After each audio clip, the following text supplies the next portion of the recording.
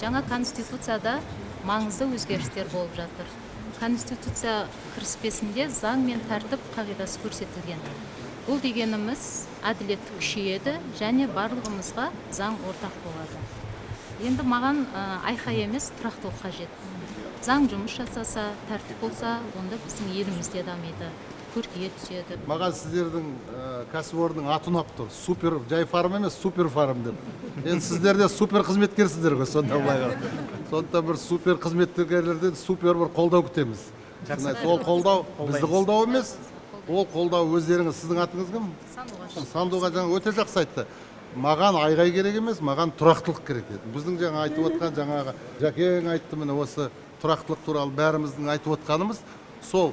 Сіздердің осындай супер өндіріс орнында жақсы қызмет, күнделікті отбасыңызға асырауға еңбек ақы тауып жүру үшін, ол үшін тұрақтылық керек қой.